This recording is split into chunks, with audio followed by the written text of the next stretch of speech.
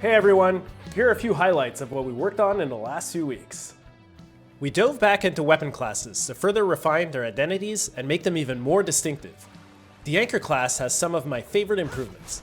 Now, whenever you throw the Anchor, it'll actively catch aggro from enemies, making it an ideal class for tanking and manipulating the course of a battle.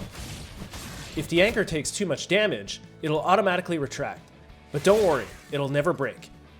While the Anchor is deployed, you can now use the opposite end of the chain to whip enemies at high speed. This faster attack adds extra flexibility depending on which enemies you're facing. Lastly, the Anchor class now has a new defensive ability that allows you to buff the armor of you and any nearby raiders. If your Anchor is deployed, you'll buff anyone around you and the Anchor itself.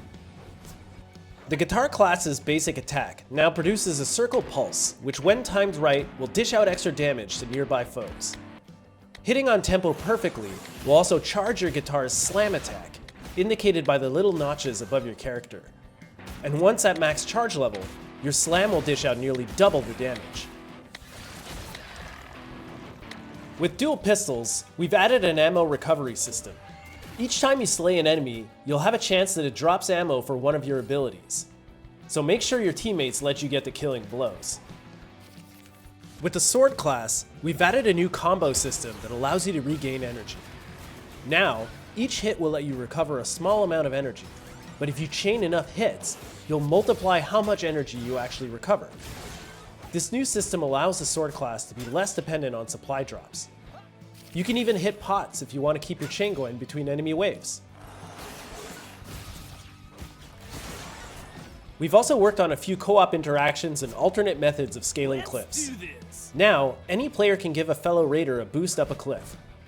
Be sure to prioritize boosting up your Anchor class friends first, because they can now help you by throwing their Anchor down and pulling any teammates back up. As for dual pistols, they can now use their rocket jump ability to simply blast themselves up a cliff. But ladders still remain as a good up and down solution in a high traffic area. We've decided to remove healing consumables, and instead, players now heal using supply drops. We made this decision partly to encourage more cooperation between players.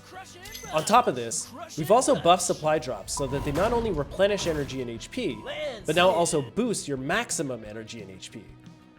This means that throughout a quest, you can effectively level up your stats by calling in supply drops. The only limit is how much bamboo and crystals you can scavenge, because you're going to need those to craft more supply flares. The effects of these upgrades will last the whole quest, but they'll reset once you're back on the beach ship. The last big change I wanted to highlight is about the map. You can now see your objective in all Navi Towers right from the start. This allows you to make more tactical decisions right from the get-go, instead of randomly exploring blind. Beaches and islands are now much easier to identify with their new brighter color, making it a breeze to know where to disembark on an island. And Navi Towers are now free to use and offer you a choice of what you want to scan for. Do you want to prioritize the quest at hand, the loot, or do you desperately need resources to craft a supply drop? The choice is yours. We'll be continuing to iterate on these features and much more this month, and we certainly look forward to your feedback on the next playtest. Catch you next time.